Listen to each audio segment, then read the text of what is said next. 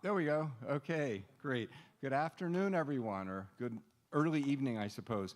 I'm very pleased to join you. It's great to see a nice turnout. So many friends and colleagues and students, and it's just great to see you all. And I'm very pleased to join you for this very special Earth Day event. Tonight, we're going to celebrate the importance of innovation and collaboration across disciplines, which I'll talk a little bit more about the importance of interdisciplinarity with respect to climate solutions, climate change, and finding solutions for climate change, mitigation for climate change. I want to go off script for a second and say I'm very glad that we're having this conversation at UNE during this time when we can confront openly the reality of climate change in an open, honest way without pulling any punches. So I'm pleased that this is a place where we're going to have that conversation. I want to welcome three special guests tonight, and I'm going to let Cameron Wake, who I'll also introduce briefly, actually do a proper introduction of them. But we have my friend Hannah Pingree, we have Dr. Robert Lawrence, and Fiona Wilson with us tonight. You'll learn more about these amazing guests in just a few minutes, but first, could we give up a good nor'easter welcome for our distinguished guests tonight. I'd also like to welcome Cameron Wake. Cameron is the director of UNE North, the Center for North Atlantic Studies at UNE. He's a very accomplished climate scientist in his own right, and I'm very pleased that he will be leading the conversation. So give it up for Cameron.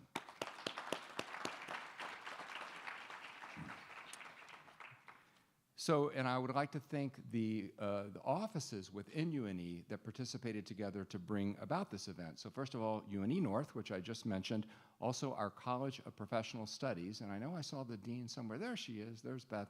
So our terrific College of Professional Studies, our Office of Sustainability, see if I can say it, and our School of Marine and Environmental Programs. And I know we have several faculty from SMEP here tonight as well. So thank you all very much for your work together to put this on. UNE's commitments to sustainability, to climate education across disciplines, and to supporting the health of our planet are at the very heart of our mission. You've seen our tagline, Innovation for a Healthier Planet, which sort of says it right there. But our mission refers to fostering the health of individuals, communities, and our world. That's right, taken directly from our mission statement. And those three things, those three levels of analysis are interconnected. You can't have one without the other. You can't have healthy individuals without healthy communities and a healthy planet. If the planet's on fire, being ravaged by floods, you're not going to have healthy individuals. So we must address the health of our planet, the health of our communities, and the health of individuals in an interconnected way. Doing so requires, of course, the hard sciences, the natural sciences, and engineering, no question. But it also, if we're going to effectively address climate change, it requires the social sciences, the humanities, and the arts. It really does, everybody has a role to play in addressing climate change. And it's going to be most effective when we do that, not as individual discrete disciplines who all kind of come together, but in a truly interdisciplinary way, working across those disciplinary boundaries to find the best ways forward. So I'm very pleased that at UNE, that's something that we pride ourselves on, is that sense of interdisciplinarity. We actually have people working across boundaries here better than at any other place I've ever been at, and it's something that I'm very proud of. So this is a very important conversation, and I really do thank you all to your commitment that you've shown just by being here tonight to this important work. And with that, I want to hand it over to the one and only Cameron Wake. Thank you. Thank you, President Herbert, and welcome everybody to one of UNE's many Earth Month events on climate change. And as I think you all know, tonight we're talking about shaping our climate future, innovation in climate education. Before I introduce our distinguished guests, I'd like to provide some context for our dialogue by starting off with something completely and utterly obvious. Science does not care what you believe. Another way to say this comes from a quote made popular by former New York Senator Daniel Patrick Moynihan. People are entitled to their own opinion, but not to their own facts. In the context of our discussion on climate change, the scientific evidence is crystal clear. While the Earth's climate systems has always changed, human activities, primarily the burning of fossil fuels in our industrial agricultural system, are now the primary driver of our changing climate. And once we understand that, the following is true. The future climate is literally in our hands. The decisions we've made over the past decade and the decisions we make in the next decade are going to determine the climate that our children, our grandchildren, and our great-grandchildren inherit. And while the scientific evidence for anthropogenic climate change has been clear for decades, our broader society has recently become aware of the impacts of a world warmed by greenhouse gases that are driving more catastrophic heat waves and wildfires and extreme precipitation events and riverine flooding and sea level rise and coastal flooding and accelerating species extinction and ecosystem degradation. Maine certainly got the wake-up call from a big storm in December 2023 that devastated parts of western Maine, followed by 2 coastal storms in January 2024 that caused extensive damage and disruption up and down Maine's coast. In response, we need to act to address the myriad of challenges posed by climate change. We need to act both in terms of reducing carbon emissions and by adapting to the change that's already baked into the system. We need to act now, and we need to act for decades. I also feel strongly, and I think this is a place where President Herbert actually likes my perspective on climate change quite a bit, is that anthropogenic climate change is really the innovation opportunity of the 21st century if we choose to actually address it. And that brings us to the focus of our conversation today, right? Innovation in climate education. If we are going to accelerate the pace at which we transition to a low-carbon, climate-resilient society, we are going to need many more educated and experienced professionals from every discipline and every sector. One approach that the University of New England has taken is to develop a new Master of Science in Climate Change Leadership. And we approach this from a very different perspective. We've made it a fully and truly interdisciplinary degree that lies at the intersection of sustainable business and public health and marine and environmental science. And we've designed it so that it's available to take with recent graduate students, with people who are looking to transition their career to adopt a leadership role in whatever institution they're working in, and for lifelong learners. We've added an entire component, thanks Ed, on career readiness to the program so that our students are going to be able to take this degree and go back into the real world and really make a difference on climate change.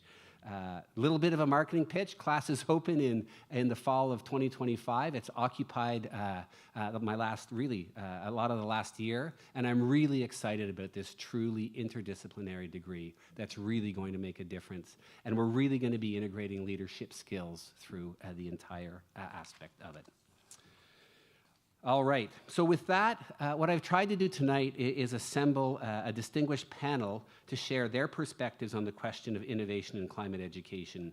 Each of our panelists represents a different sector. Each holds different perspectives and lenses on what has worked and what is innovative in climate education. So I'll start off by introducing Hannah Pingree, sitting in the middle. She was appointed as Director of Governor Mills' Office of Policy, Innovation, and the Future in 2019, where she leads cross-agency efforts to develop innovative policy solutions that address pressing long-term challenges for Maine, such as climate change, energy, housing, workforce, economic development, coordinating federal infrastructure investments, and supporting children and older Maine people. If that's not enough, she was also appointed by Governor Mills in 2019 to co-chair the Maine Climate Council, which leads climate planning for the state. Hannah served 4 terms in the Maine legislature from 2003 and 2010, and served as both Speaker of the House of Representatives and House Majority Leader. And I will say, from having been sort of in the climate trenches and fought the climate wars for decades, the climate action that's taken place in Maine over the last 8 years is exemplary across the nation. And really, a lot of that leadership falls on Hannah's shoulders. So thank you.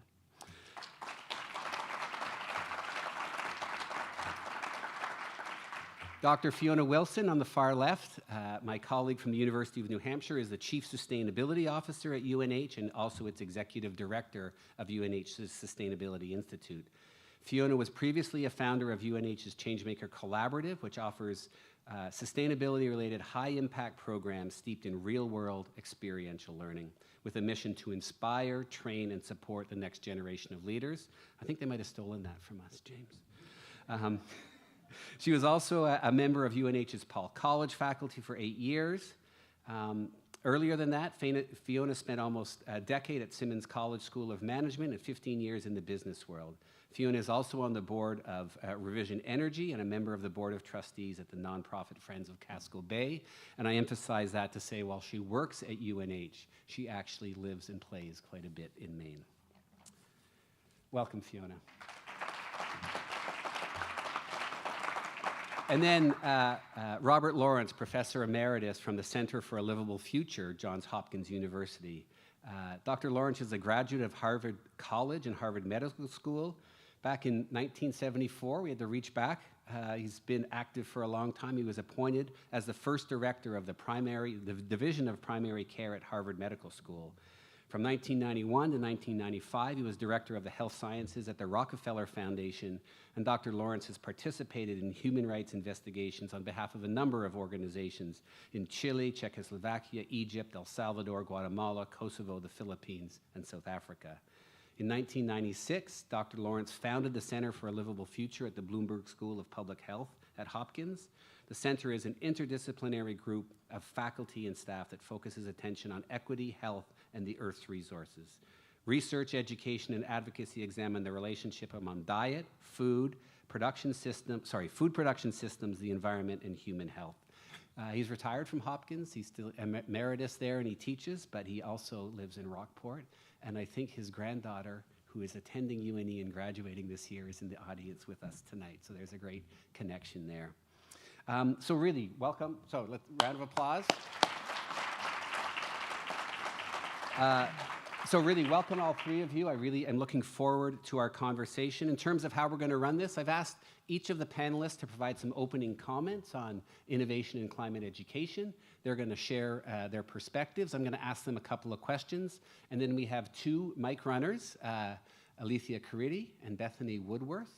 Are going to have microphones, and I really want to focus on having the students ask the questions first, and then we'll break into the broader audience. So without further ado, Hannah, perhaps you'd like to kick us off. Knew he was going to make me go first. Well, thank you, Cameron, and it's an honor to be on this panel with two folks who do so much in this field. I will just say I am not an expert in climate education, but I will say over the course of the last 6.5 years, I have certainly become more of an expert in climate action. And I think what I have learned is that the work that we are trying to do in the state of Maine requires leadership, it requires committed citizens, and it requires many, many more people being in this fight. So I think this is an exciting day. Congratulations on launching this program. I think it will make a world of difference, and certainly the state of Maine needs lots more committed leaders. So just big picture, Cameron talked about the work that we are doing broadly at the state level. In 2019, when Governor Mills took office, Maine had not had a focus on climate. I won't go back to the previous administration, but we didn't talk about climate a lot for 8 years in Maine. And she ran on fighting climate change, that this is real, that we needed to take significant action.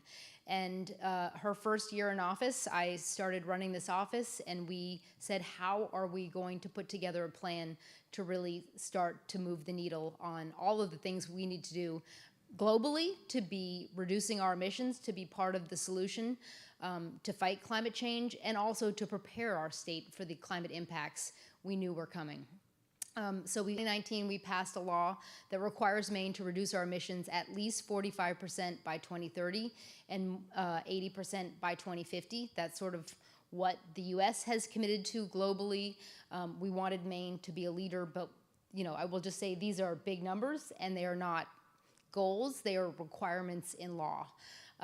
So we said we don't want just a bunch of nerds in state government sitting in a room figuring out how to make this plan. We need this plan to be about Maine people, about strategies that will benefit our economy, that we can implement in a way that improves people's lives, and we need a lot of people to be involved in this process. So we passed this law. We created this Maine Climate Council. It involves hundreds of people across the state in the council itself, in all of its working groups. And we came up with all of these strategies for the first climate action plan in 2020. There are all the things that you know about climate. How do we reduce our emissions in our energy systems and our buildings and transportation? How do we think about communities and what they need to do to prepare, especially to be more resilient? And then how do we engage Maine people? How do we make sure that we have students, workforce, citizens involved in all the kinds of solutions that we're going to need to really fight what is going to be a very long-term battle? So we put together the first state climate action plan in 2020. It was the middle of the pandemic. We involved lots of people in that process, and the state law requires us to put together a new climate action plan every 4 years. So after we did it in 2020, we didn't just sort of say, wait, great, we created this plan. It was called Maine Won't Wait. Let's let it sit on a shelf. We really spent the next 4 years thinking about how do we make Maine a leader? How do we come up with the funding we need to enact this plan? How do we motivate people across the state? How do we engage students? And I will say, I won't go through all the boring details of the plan, but Maine is now a national leader in many areas in taking action on climate.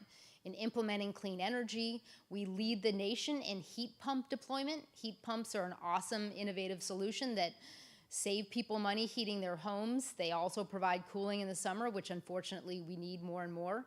And they can run on clean energy that we make here in the state of Maine. And in a whole variety of ways we have led. Cameron talked about the storms.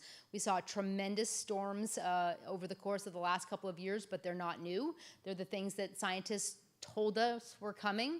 They have had tremendous impact on the Maine economy, both inland Maine, but also certainly in our fisheries and our working waterfront communities. So we now understand that climate is really here and we need to take action. So the state just put out a new climate action plan this past fall, sort of Maine Won't Wait 2.0. And we did the same thing. Luckily, we were not in a pandemic, but we looked across the state. How are we doing? Where do we need to do better? And we had all of the scientists, all of the business leaders, all of the people who needed to take action in the room. We came up with the strategies, and then we went out to talk to Maine people. Are these the right strategies? Will this work? We traveled the state as we were finishing the climate action plan, doing forums all over the state of Maine, and we held one in September in Biddeford. And I will say that panel, that forum that we did about the climate solutions that we proposed in the state of Maine was attended by more young people, mostly UNE students, than any other forum that we had had in the state of Maine. It was certainly a testament to this school and the education you're doing. We had people who were studying marine science, people who had all kinds of hard questions for us, and they wanted us to take action and do more.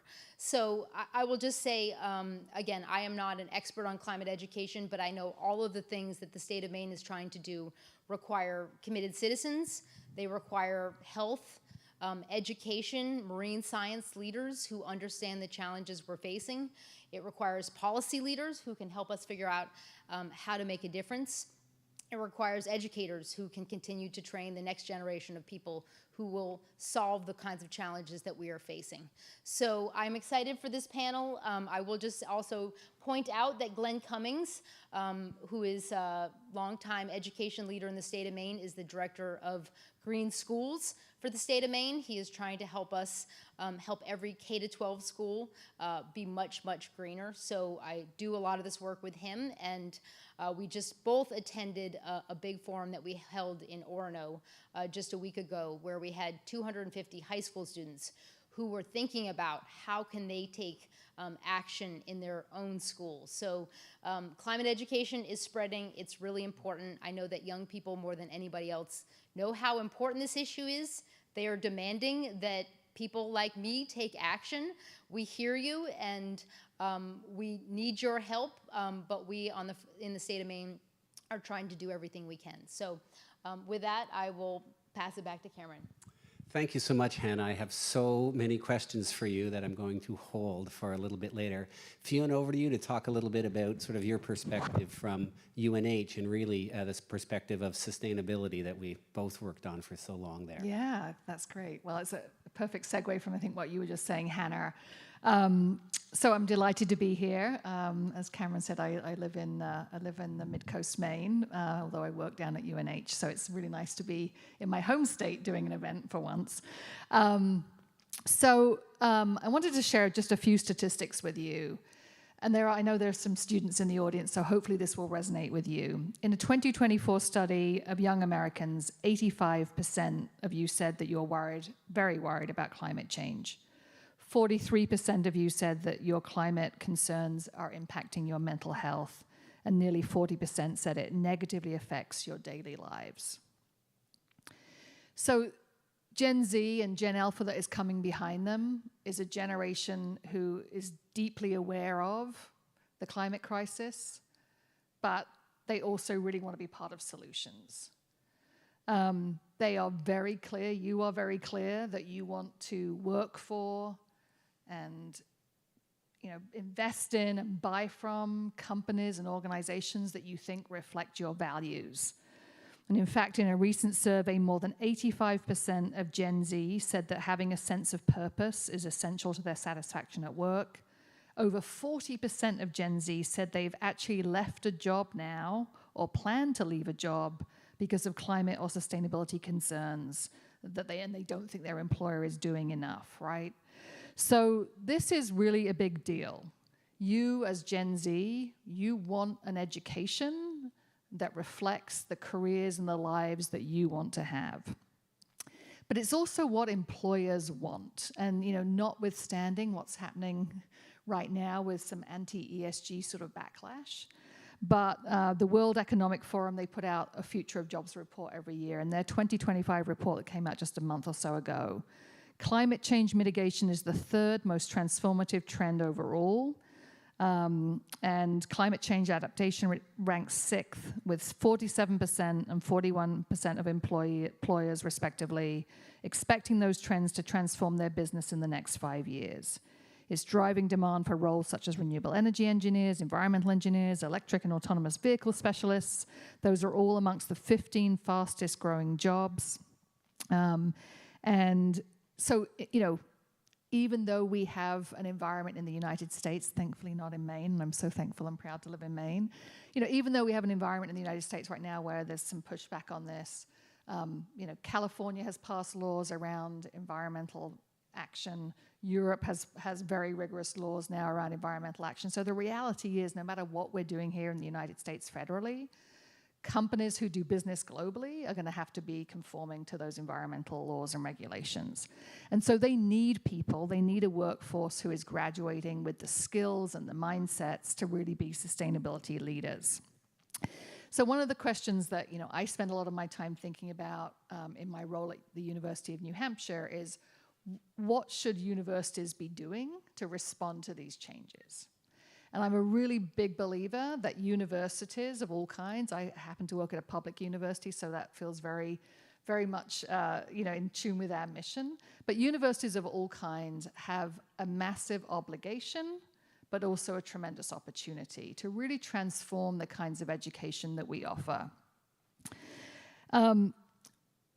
We've been really focused on building high impact, sort of hands-on experiential learning. And it's not to take away from sort of the depth and the rigor of a degree in engineering or a degree in accounting or whatever, or nursing. We need people with that rigor and that depth in their chosen fields. But I think that's necessary, but just not sufficient, right? We need to be complementing or surrounding that kind of more traditional education with something entirely different. Universities, and it was really wonderful to hear the president talking about the interdisciplinary focus here at UNE, and that is really the way that universities need to move. But universities traditional universities anyway, are not really built that way, right? Universities are built around silos, academic silos in different colleges, and sort of never the twain shall meet. But the problems of the climate crisis and sustainability, they don't work in silos. In fact, the opposite is true, right? We need to have people from different sectors, different disciplines, coming together and innovating and collaborating together. And so that really means that we need to be teaching something in addition, right? We need to be teaching the skills of problem solving, of collaboration, of working in diverse teams, and really helping people, young people, not only build some really tangible skills for sustainability leadership, but also to build those kind of mindsets. We need to build courage and confidence so that young people feel that they have the agency to implement some of the solutions that are needed. And so that really demands a very different kind of education, right? How do you build courage? And so I'll just give one example. I'm sure we can get into more during the conversation. So one of the things that we do at UNH is we're very proud to be have a platinum rating in something called STARS. STARS is a system that looks across the university. It's how we run our buildings, what we teach in the classroom, what our faculty are doing research on, how we engage in the community. And we're one of only 8 in the country and the only university in New England to have the highest rating platinum in STARS. And we're certainly really proud of that. We do our fair share of bragging around that.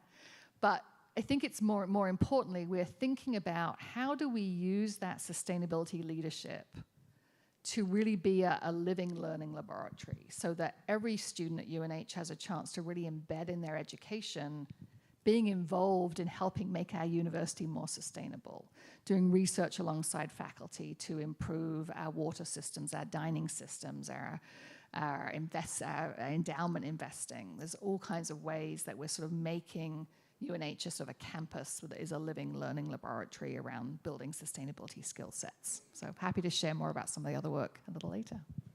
Great, thank you very much, Fiona. And those words so resonate. I remember saying some of them at UNH myself. We're going to finish up our initial comments with Dr. Bob Lawrence, who's going to, I think, infuse the conversation with a little more from the health professions perspective. Thank you, Cameron, and thank you, Fiona and Hannah. This has been very informative to me, and thank you all for being here. I think something that needs to be stated right up front when we're talking about new ways of educating people about the climate crisis is that we live in a nation where the leadership denies climate change. And there's unprecedented in terms of the challenges that the health professions have faced before. It's almost as though you were trying to graduate people from nursing school and medical school and so forth into a world where half the people didn't believe that Pasteur and Lister were right. And just think about that for a moment, how complicated it would be in order to enter into practice, to counsel your patients, to prescribe medications, to assure compliance and adherence and so forth, when perhaps half of your patients thought you were a false apostle, false prophet. So that, I think, is going to definitely shape the way we have to strategize about interdisciplinary work around the health professions and climate. First of all, it's become abundantly clear that the complexity of the impact of climate change on human health is far greater than we thought even a few years ago. For example, one of the things that has emerged as a consequence of climate change is increasing cardiovascular and pulmonary disease. We're now beginning to appreciate that one of the hallmarks of climate change and atmospheric disturbances is the increased rate of various toxins and fine particles. Fine particles, in fact, largely related to the increase in number of forest fires. So here we are, facing a patient with respiratory disease, trying to do the right thing for that person, at the same time trying to seize the opportunity to educate about the etiology of his or her problem, and hopefully to nibble away and erode this false faith in everything's fine, there's no climate crisis. Similarly, to cardiovascular disease, there's increasing evidence that some of the contaminants in the environment directly related to climate change are also injurious to myocardium and to endothelial cells in the cardiovascular system. Heat islands, we're beginning to see an alarming increase in the number of dangerous heat days and the number of times that there are these heat waves, especially for the vulnerable in our society, the elderly, small children. And if you're not going to be aware of that and practice anywhere in an urban area, but even increasingly, as Heather said, we have to worry about heat coming to Maine as well. So what do? You try to identify early, you develop community resources for mitigation. And then, of course, we have this enormously complicated problem of providing cooling centers for people, which are driven by the very air conditioning currently relying still in most other states on fossil fuels rather than on heat pumps. Trauma, physical trauma, and risks from climate change with regard to severe weather events. Drownings, victims of tornadoes. It seems as though half of the trauma in the United States now can be attributed to these large catastrophic events, and we are ill prepared as a medical profession, as a nursing profession, dental profession. All of the health sciences have need for information, informed information about how it should be prepared to help our communities cope with these things. Then there's the mental health and problems of coping with this. You mentioned the young people and how concerned they are.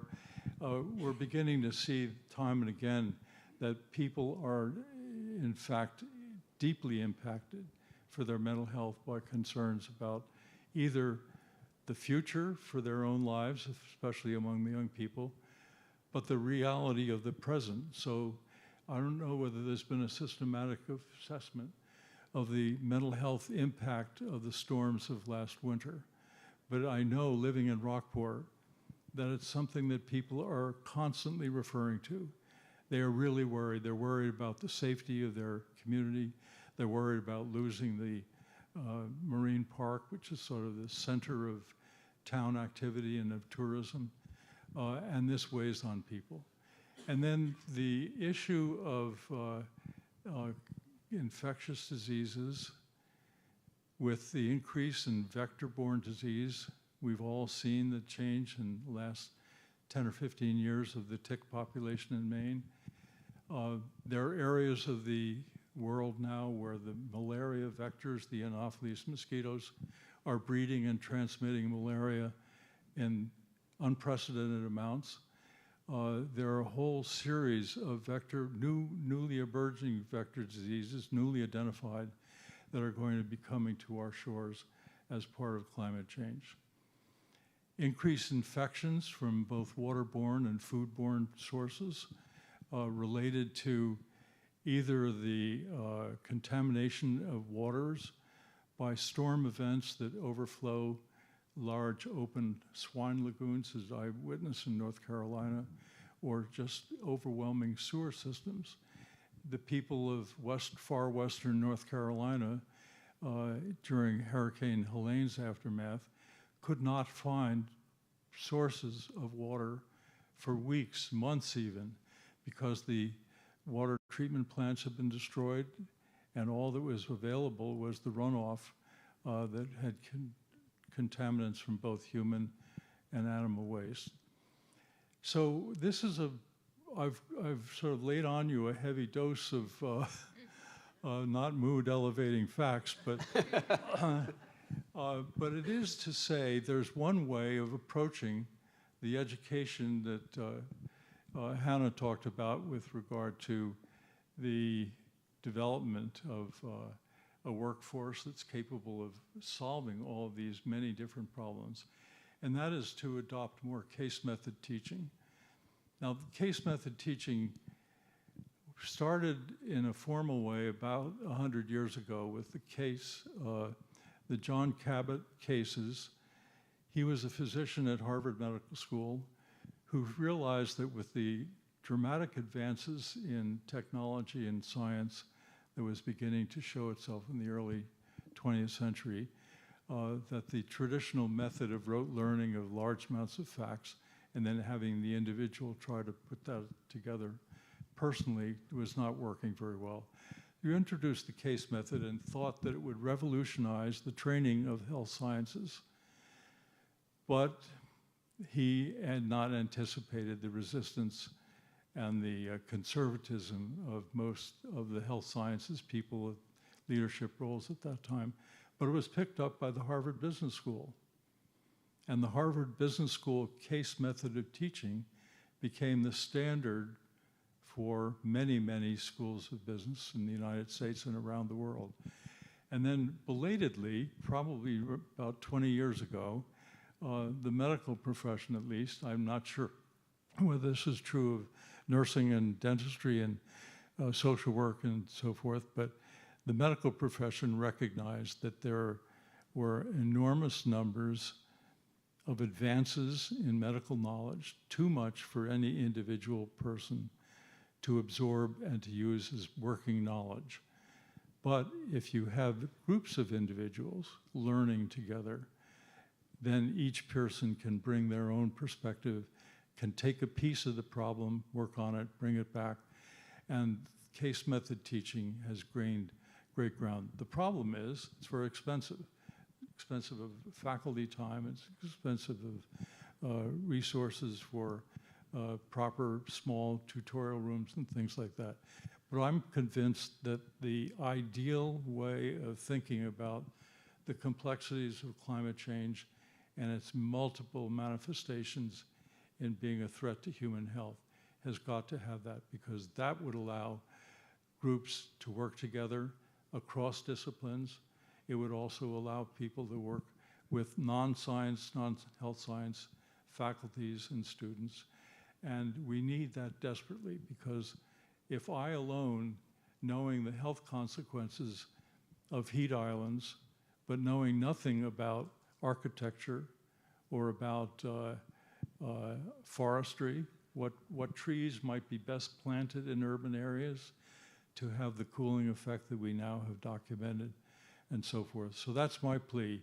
Think about multidisciplinary case method teaching and pull in all these different strands that are impacting us through climate change. Great, thank you so much, Bob. Thanks for all your comments. Your last comment sort of really strikes me, because as we were developing this plan for our climate change leadership master's degree, there was a group of us that really, I would say, lobbied pretty hard for the case study approach. I'm looking at my colleagues, and they're going to nod their head. And it turned out that it was a real challenge for us, because Cameron wrote the sea level rise case study, and our public health professional wrote the Lyme tick case study, and then our sustainable business person wrote the sort of the plastics case study. But what we realized along the way was, because we were all in it together, that actually we forced each other to comment on each other's case studies. So I didn't tell him to say that, right? But I think that the case study approach is really one valuable approach from the business world, from the health world, that we should be applying across lots of other disciplines. So that kind of leads to my question is, what other sort of techniques or approaches can we take in education to really encourage that interdisciplinary critical thinking? I mean, I came from the Institute for the Study of Earth, Oceans, and Space at the University of New Hampshire. We were interdisciplinary, but it was physicists talking to climate scientists, talking to biologists, talking to we could talk to space science because we all had the same language. But when we had somebody from the humanities or the social science come in, it's like they were from outer space. And so we were okay at the multidisciplinary piece, but it really wasn't the interdisciplinary. And then we also have to talk about the arts, right, and the humanities, and really bringing that. So I'm wondering, Bob, you shared your example of the case studies. If you, Fiona, and Hannah have some sort of ideas of how we really get to this truly interdisciplinary, not sort of different people sharing their disciplines. Go Shall I go first? Okay.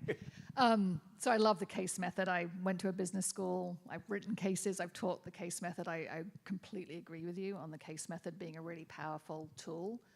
I think two things I would share. One is we have to create spaces where students from different disciplines, different programs, different courses of study come together and learn together and problem solve and do projects together.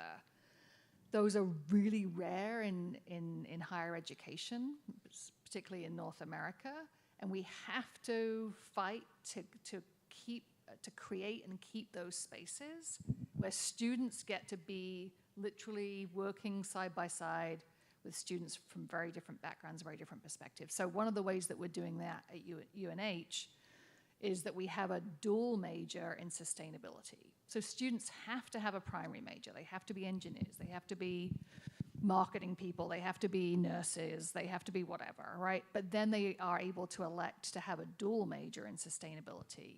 And Cameron was a big part of making that program happen. Students absolutely love and talk about how unusual it is to be sort of side by side, and they learn so much, both from the faculty who are interdisciplinary, but really from their fellow students. So that's one.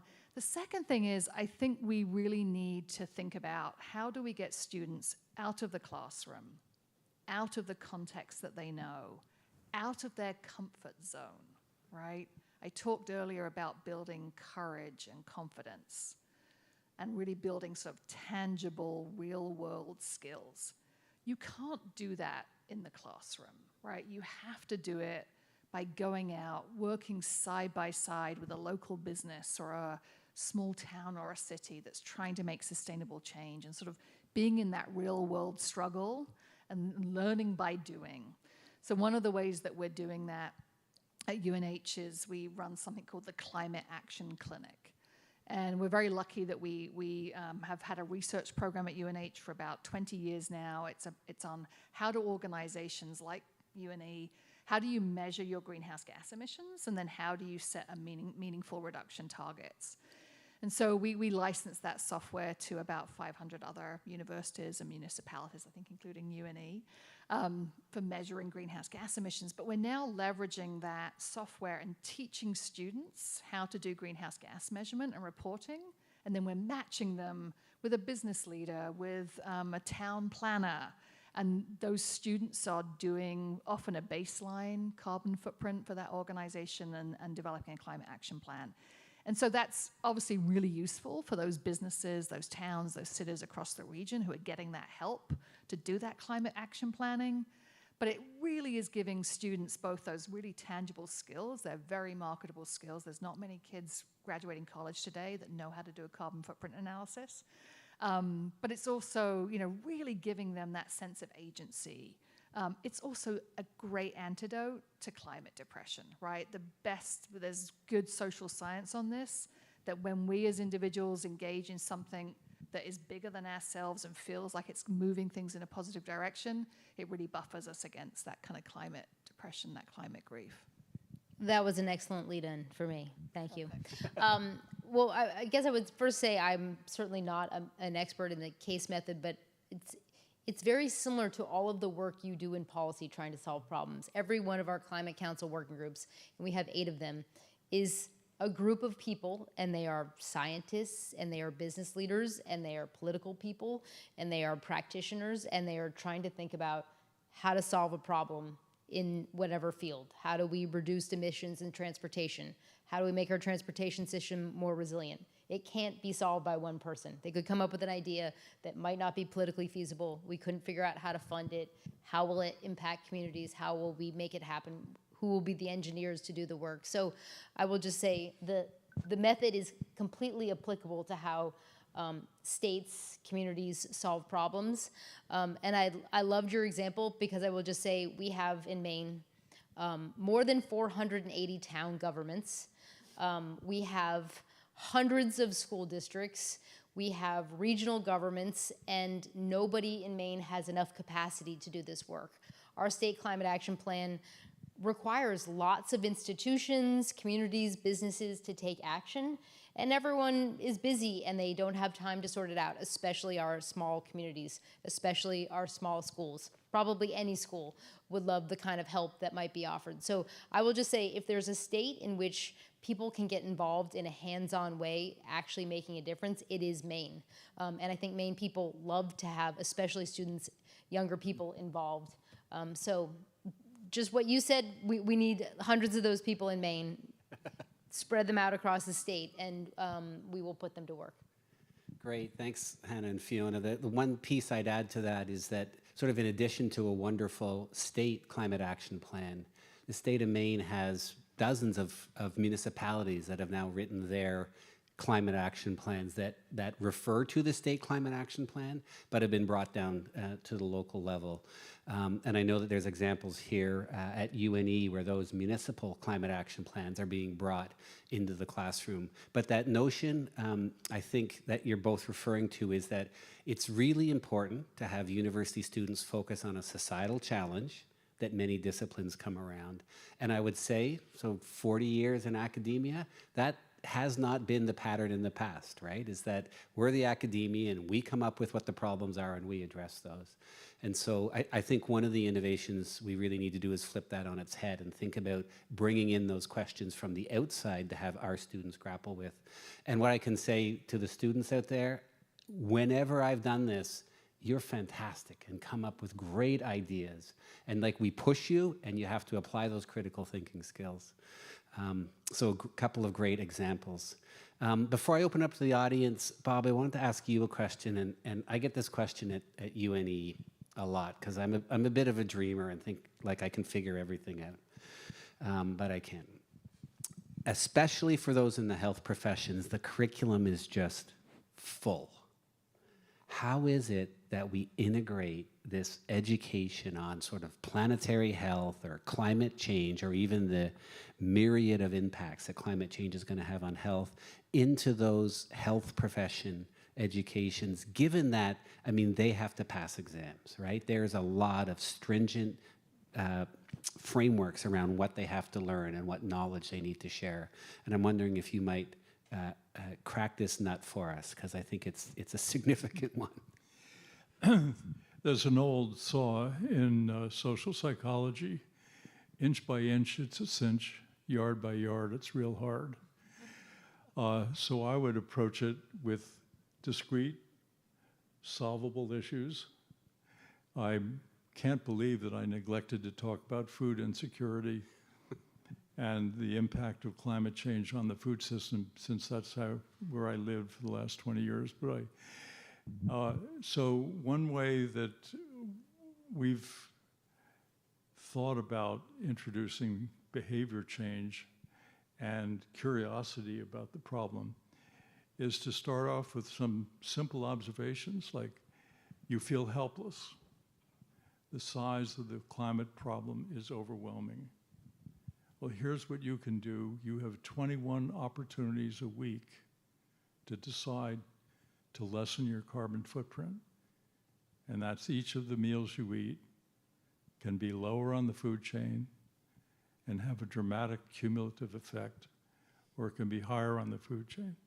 Oh, so you're wondering why? How is that? Well, here are some things that we can look at, read, come back and discuss. I mean, there are lots of ways of getting into this without adding a whole new syllabus, without adding a whole new set of facts. But when you're doing the physiology portion of a health sciences curriculum, talk about the effects of heat on the human body. It's not something we've talked about in the past, but it's a very important part of physiology understanding, and it's even critically important with regard to climate change. So I would look for those kinds of opportunities throughout. Great, thank you, Bob. Yeah, we're getting to the time where I'd love to get a couple of questions from the audience, especially students. We have a couple of wonderful mic runners.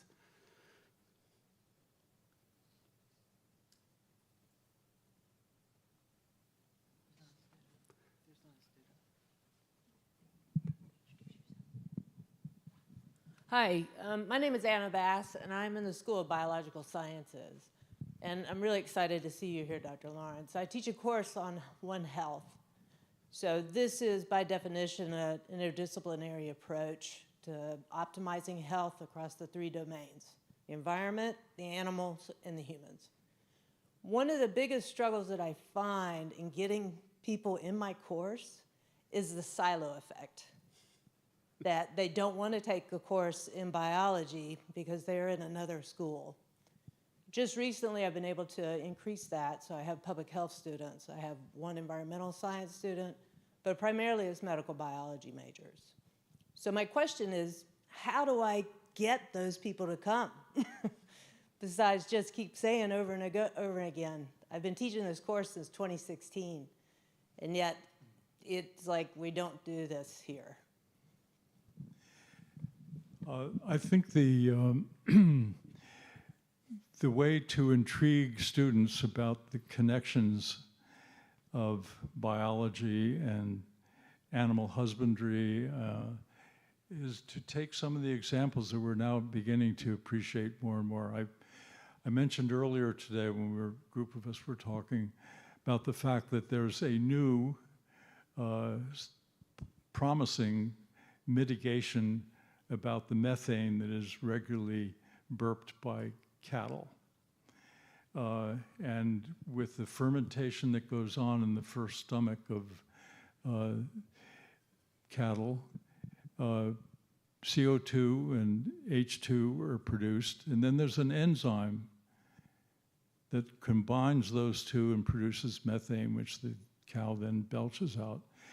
And that part of cow physiology contributes estimated 39% of the carbon footprint of raising cattle in the United States and around the world. And by adding seaweed, I've forgotten the name of it, but it's been actually was on NPR the other night even. It's it has a molecule that inactivates the necessary enzyme to combine CO2 and H2.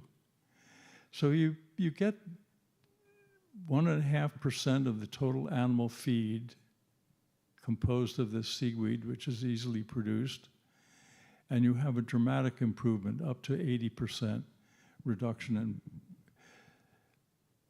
If you brought a case like that before your biology students and said, so if you were tasked with the need to develop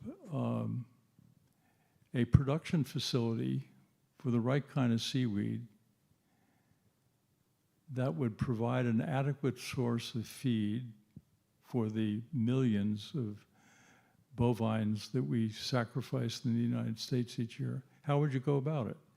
And if you need some help, why don't we bring in some people from the business school, or why don't we bring in some people from the engineering school? And then that would be the enticement and the excitement of working together on something that you cannot do in a single disciplinary way.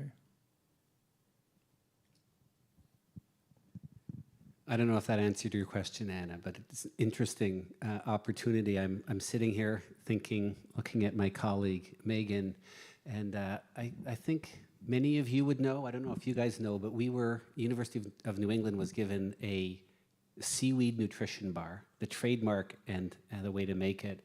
And I'm just sitting here thinking, so we grow our own seaweed. Mm-hmm. We can probably grow that seaweed. Why don't we make sea-made bars for cows? Did you have a question? We want students to go first, but nobody's, oh yeah, wonderful, thank you. Perfect. My name is Sophie Cronin. This is so strange. I don't think I've ever held a microphone before like this. Yeah. I'm a environmental studies major, and I think that, my interests really lie in where, how do we get a society or even just your local community engaged? And also, I feel like a lot of the time you hear a lot of that idea of we need engagement, especially from young people. And I always say that, and I feel like I never have anything to follow it up. Like, what is the best things that, or like what is shown to have the best turnover into actual like change? Because there's involvement, there's going to, like, I mean, of course, things like this, but also just engaging in your local community, looking for opportunities to be like more sustainable in your daily life. But when it comes to like organization work, or in finding a way to take a lot of that engagement, and in a lot of ways that kind of environmental like fear, or that desire to find a way to relieve that, or feel like you're contributing. And I never feel like I know how to direct someone into perhaps engaging deeper with those topics beyond just what they eat. And I feel like a lot of the time I feel like I'm just rehearsing the same 3 things that you get told. Like, I remember even starting in like middle school in my education. So I'm just wondering, like, what may be those next steps, especially for college age students, or like I have like cousins and such that are later in high school that want to get involved in these things, and they might not be a environmental student like I am, but I want to just be able to direct them to, like, here's how you take steps towards something if you want to like build a part of your life towards that, or engage with the community in a really meaningful way. Yeah. Thanks, Sophie. I'll give it a try. I mean, it's a great question, and it's a really important question, so thank you. And I think you've thought about it a lot. I mean, I will say, I do believe that politics and government and leadership, and it's not just, leadership at the elected level, is sort of key to solving a lot of these challenges, and it can be done almost in any context. I will also say, I mean, you basically hit this nail on the head. The greatest challenge we have is in communications. And I'm a Democrat, and there's a lot of talk about communications right now on issues that, like climate, that we care about. How do we convince people? How do you really talk to people about where they are and convince them to make a change? Because I think there are young people like, tell me exactly what to do. And we can create more and more lists of like, get your parents to install a heat pump. Consider how you transport yourself. Think about your future career and the really thousands of opportunities that could be in this area. But I would say, like, base level communications of how we talk to each other about, I mean, you did a great job, but it's challenging. And you start to hear all of the litany of what climate change is gonna bring to this earth, into our lives, into our future. And you start to say, like, oh man, I'm just gonna go do something else right now, because it's challenging. And so I think part of what we all need to do, those of us who really care about these issues, is think about, when I think about climate education, I think about Maine wants to have 30,000 clean energy jobs by 2030. There's a lot of exciting jobs that are part of the clean energy economy, from engineers to planners to electricians. I mean, there's so much that is going to go into that field.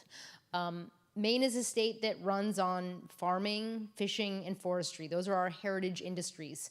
Climate is going to bring change to those industries, but there is so much opportunity and innovation in every one of those sectors that is going to be driven by climate, but is also a climate opportunity in Maine. I mean, Maine doesn't produce fossil fuels. We have a lot of trees, we have a lot of ocean, we have a ton of land. So nearly every kind of exciting innovation opportunity in Maine that I see that is likely to happen in the next 20 years, many of them are related to climate. So in some ways, we have to give people hope. We have to kind of make them understand that climate is really going to drive our economy, and it can drive it in exciting ways. And I don't really know if that's a good answer to your question. I mean, for a student, probably thinking about how to get involved in our political system right now is the greatest thing I would think that people would want to do if they care about an issue like this. So there's a lot of ways to go about it, and I honestly think, I don't know, Cameron, how you're thinking about this program, but communications in every single realm is going to be key to our ability to do a better job in convincing more of the public, more of our friends, in the kinds of things that we need to do. So maybe that's a pitch to you. Did you want to add something first, Fiona? I did. I mean, we can all do more, right, individually. And I think, we can all have a list of 10 things we want to go and, encourage people to do.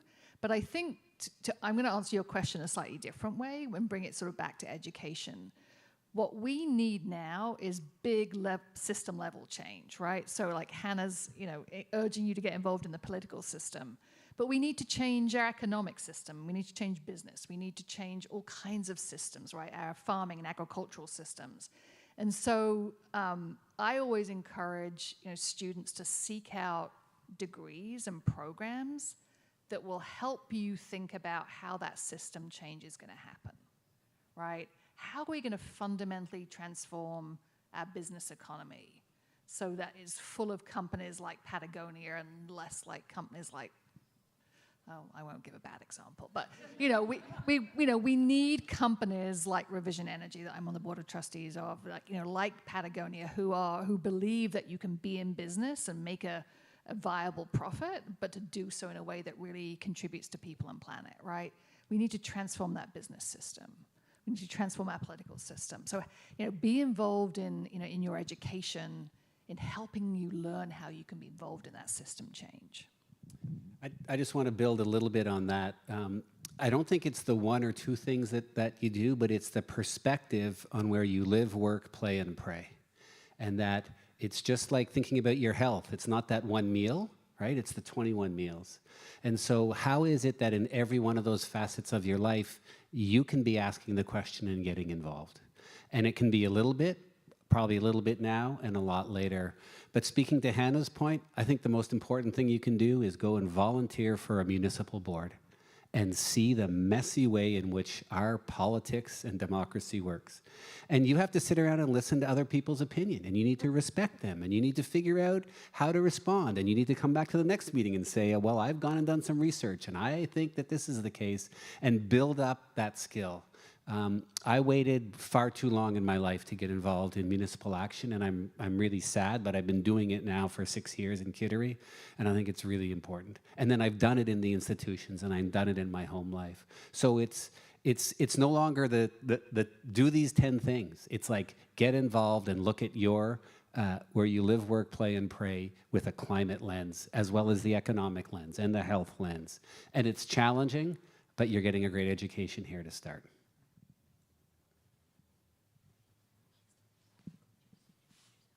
Thanks for the question, Sophie.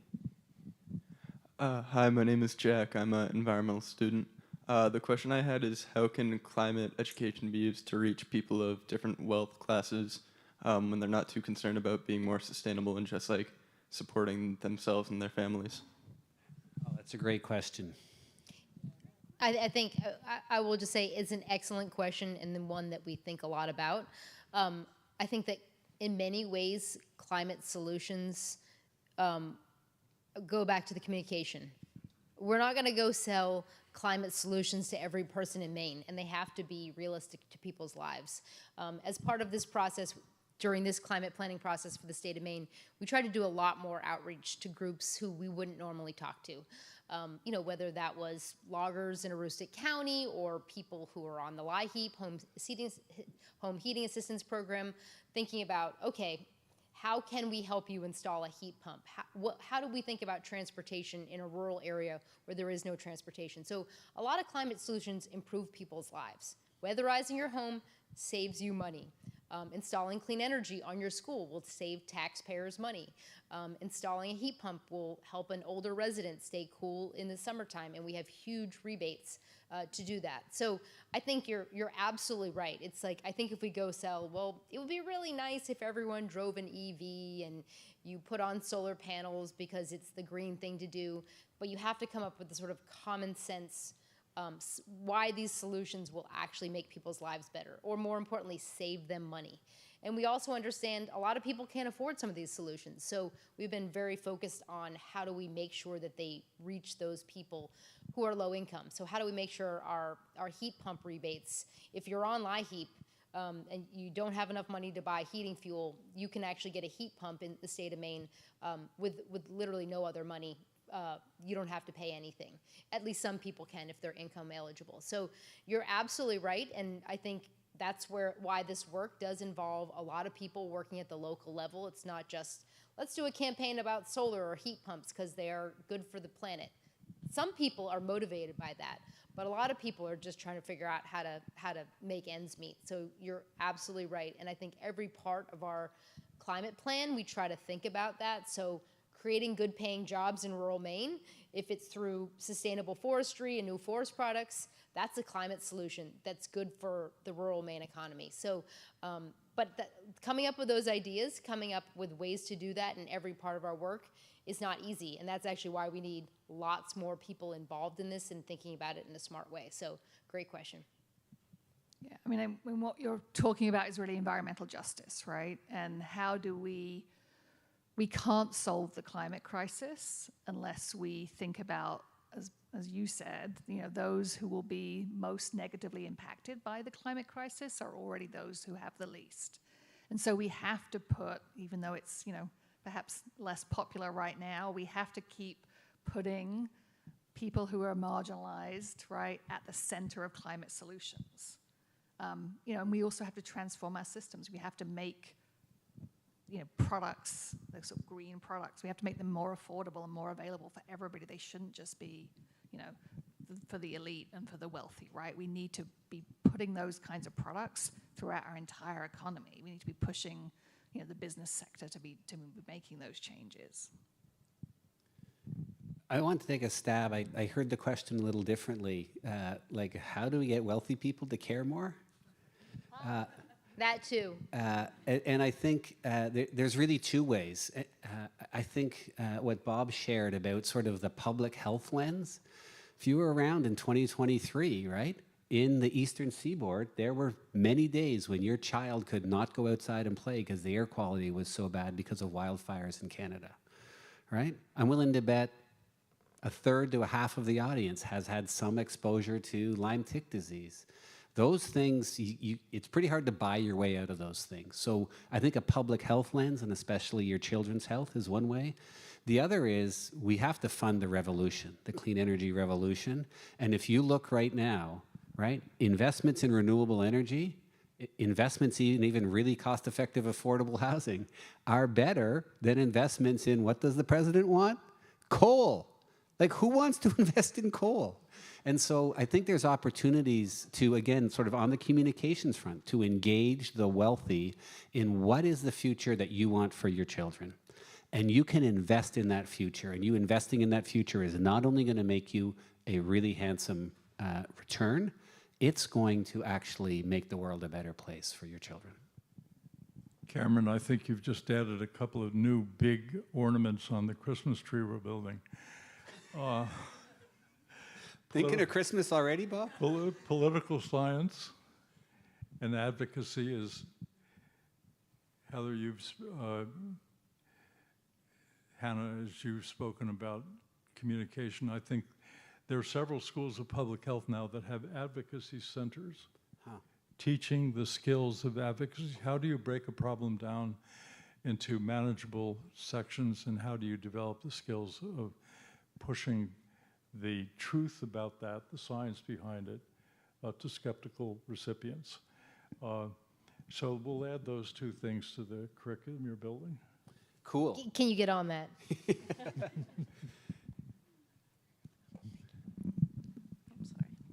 Good evening, my name is Lindsay Gordon. I am a potential student for the master's program this coming fall, so really eager to see this panel discussion. My question's very long, so bear with me, but it's just more for what we've been talking about with communication currently, looking more into the business and company level. How do you suspect companies will shift their climate messaging or messaging in general given the current administration? And do you suspect any green hushing among industries as far as messaging or communication in light of recent administration? And do you think green hushing is the right move for these companies throughout multiple different sectors and industries? I've noticed, and I know it's still very early, that a lot of companies haven't put out their annual sustainability reports, and usually it's out by now, and I can't help but wonder if that's on purpose. And I know that this is something that my company is currently looking into, and I'm hoping that the master's program, give or take a few years, will help me provide those solutions or answers. And I just wanted to know what your thoughts were about that, especially with just key communication. Do you want me to Perhaps take that one? send it down to our To the business school professor.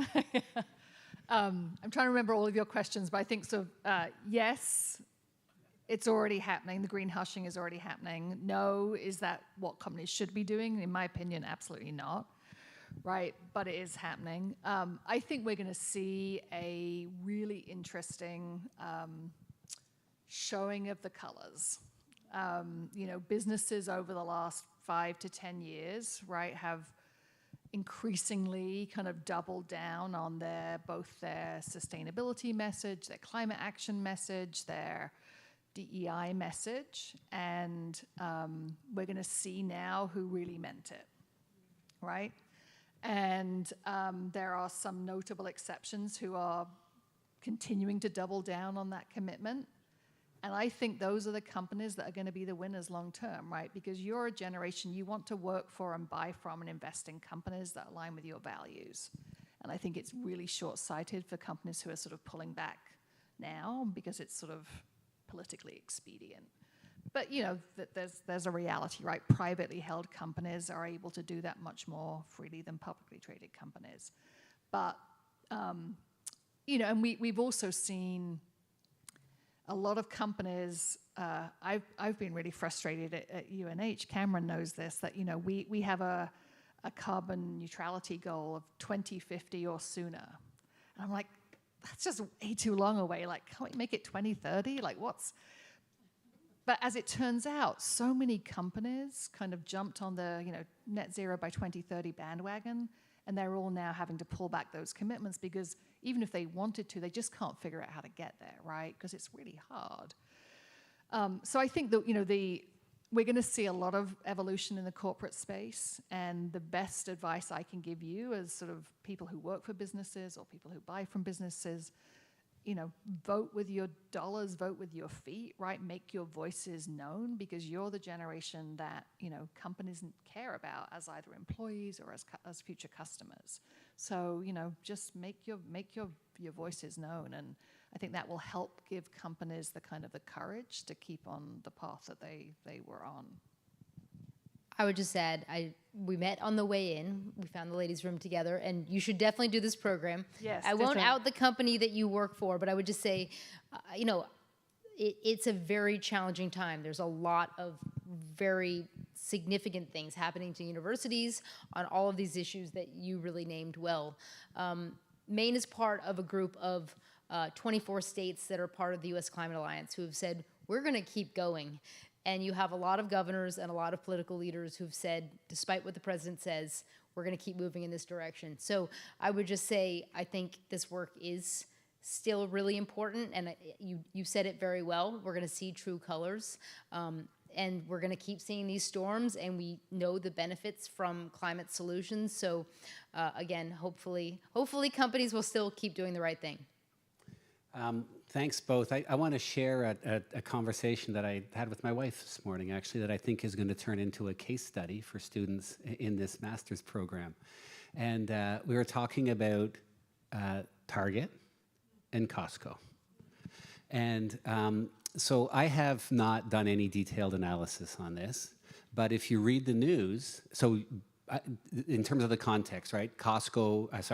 Target right away, as soon as the president came out, they dropped all their DEI initiatives. Costco said, no, we're going to stand by, and we're going to continue our hiring practices, and we're going to stand by our principles because they were good principles. And what we see now, and I don't know if there's a direct connection, which is why I need a bunch of students to do the case study, is that traffic at Target has gone way down. Traffic at Costco is going way up. And so, again, right? Correlation is not causation, but it's a really good case study that gets to the heart. And I think that's going to be part of the questions that we're going to want our students to do. And they're going to do capstones, and they're going to be able to sort of address these real world problems. Is greenwashing an issue, green hushing an issue? With who? What's the impact? I also want to add to the Costco example. So I'm going to link it back to your case study. So for years, I taught a case study on Costco. right? And Costco as a business has always outperformed like the BJ's and the the others in its industry, because they treat their employees really well. They pay much higher than minimum wage. They are an outlier in their industry for doing that. And the reward they get is that they have really engaged, loyal employees who don't leave and who, when they're there, work really hard. And so Costco's sales per square foot is something like 30 or 40% higher than at BJ's and other comparable stores, right? And so this is just an example. This is not Costco just saying we're standing up for DEI. This is who Costco has been in their core business model, right, for 20 or 30 years. So I think we're gonna see companies who really understand this kind of doubling down and reflecting it in the way that they do business. But we teach that through case studies, which is awesome. Sure. Hi, I'm Vi. I'm a first-year student majoring in sustainability and business. I found a lot of what you guys have been talking about regarding economics and environmental justice aspects of sustainability really interesting, but I had a question specifically for the kind of political aspect of this, in that I understand as an individual that a good way to get your policymakers more representative of your concerns and interests is by being involved in like local elections and midterms. But how do you kind of reach people who feel that their vote doesn't really mean anything, or that ultimately it's for nothing, when our political system is so bipolar in like a two-party system, where oftentimes our two parties are so divisive that they're kind of just like the same, different sides of the same coin. Neither of them are actually really working towards what they say they value. That's a good question, a hard question. I mean, I think I work in the world of politics, and I think what you have to do at any level of government, whether you're, mayor, city leader, or governor, is actually speak to people honestly and do what you said you were going to do, and try to continue to engage and listen to the people who elected you.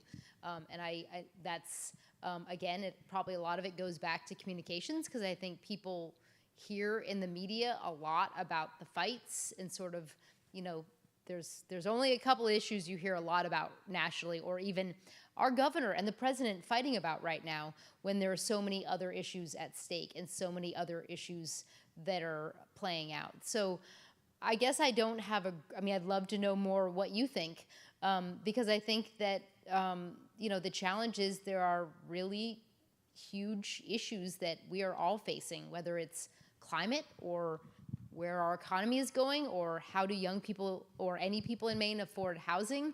I mean, there are issues where people want to see solutions, and I think the only way politicians can, or people in government, or people at any level who are working on solutions can prove to the people that they're listening to them is by, here, look, we heard you, we did this thing.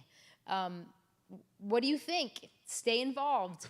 I think that's the only way that we can try to solve the challenge that you're laying out. I think exactly what you said, that everyone in government sort of is fighting and they're not making any progress. And obviously, if we tune out and we kind of allow this current situation, especially that we're in right now, to continue, it definitely won't get better. So I think your question is really important. I just add, thank you, Hannah, and certainly we've changed roles here in that Hannah is the political professional and I'm just the climate scientist. But just a couple of comments. I think in terms of politics, it's really important to keep in mind that it's always going to be a conversation and a negotiation, so we can't let the perfect get in the way of the good. And then I think really looking at track records for individuals. So I spent 20 years advocating for climate action at the federal level and talking to my senators and pushing hard, and really nothing happened, and Obama didn't do it, and there was despair in our household. And so I started working at the municipal level, and along comes Joe Biden, and passes the Inflation Reduction Act, which is the most important and significant piece of legislation to address the technical aspects of the climate challenge.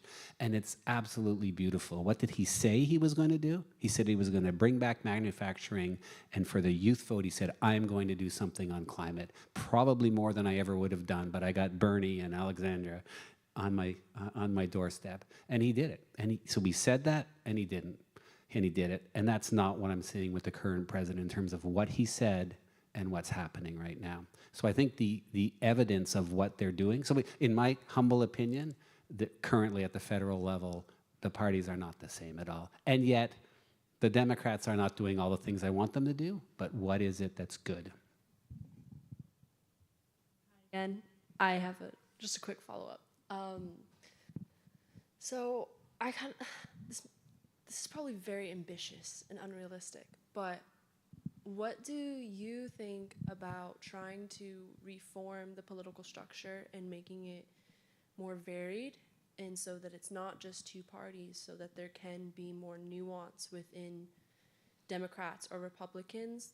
And like, do you think that that would allow for politicians to have more liberty in actually expressing their interests in their campaigns and trying to work towards that?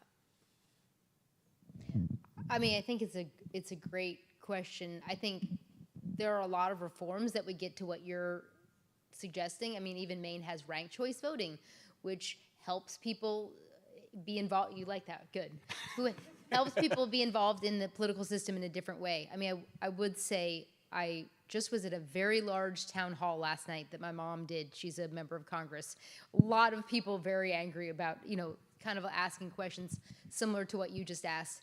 And I will say that the system of money in politics is really driving a lot of the challenges we face on climate and virtually every other monumental issue that this country faces. So major reforms of our political system are needed to solve problems. You're absolutely right. And I would say money in politics is a big one. I think that is going to take people like you deciding to run for office or thinking about how do we get a lot more people engaged, because the way the system works right now benefits the people who are in the system, and it is very, very challenging to change without a huge groundswell of support. I would say the political system in America today feels as broken as it has ever felt. So I think that what you're suggesting, in 2 years, people might be more ready for something more radical. So I hope you are 18, right? You can vote? Okay, good. I have a question for the students in the audience. How many of you know who your representative is at the federal level? One. I don't see any hands. Two. Three. And how many of you have written to that representative in the last year about any issue important to you? Well, I think to reinforce what Hannah is saying, we have to be engaged as citizens. And in a course that I used to teach at Hopkins called Public Health Problem Solving, one of the exercises was in writing a op-ed piece for your local newspaper. And that if you're interested in getting it published, we made some resources available from some people with writing skills to critique and help. And several of those over the years would be published each year. And the impact was really quite interesting because for the first time, you used the word agency earlier, Fiona, some of the students began to say, oh, I really felt good. Even if it didn't get published, it felt good to speak my mind in a carefully thought out, documented, factual statement about an important public health issue. So that stimulated me to start asking that question of all of our master's and doctoral students in the course. How many of you know who your representative is? And how many of you have written to them. And I got the same response we're getting today. So don't feel badly. But it is a way of getting people to feel as though there's a difference can be made by direct advocacy. And given that all of you are learning facts and are dealing in a fact-based world, you have something to contribute to the opinion section of your local newspaper, to your elected representatives. And so I would just encourage you to take those steps and express some of the concerns that you're feeling right now. Thank you, Bob. I would like to come back to a question you had before, Hannah mentioned about sort of communications as part of our new Master of Science in Climate Change Leadership. And one of the things we've done is moved away from sort of students writing papers and reports so for different aspects of the class to have them, well, this week you're going to write a letter to the editor and you're going to try and get it published. And this week you're going to write a letter to Governor Mills and explain why explain based on your critical analysis how she's not meeting the goals of the climate action plan that she's laid out. Excellent. And then you're going to do a PowerPoint pitch to a business about promoting a more sustainable aspect. And so that communications piece is something that has been sort of, we've thought deeply about, and that it's a central skill set that I don't think we've been providing with our students. Sort of, we're very good as academics of writing reports and putting them on shelves that nobody reads. And so we definitely want to change that. So I think we're at time. I don't see any more questions out there. I'd like a big nor'easter round of applause for our panelists.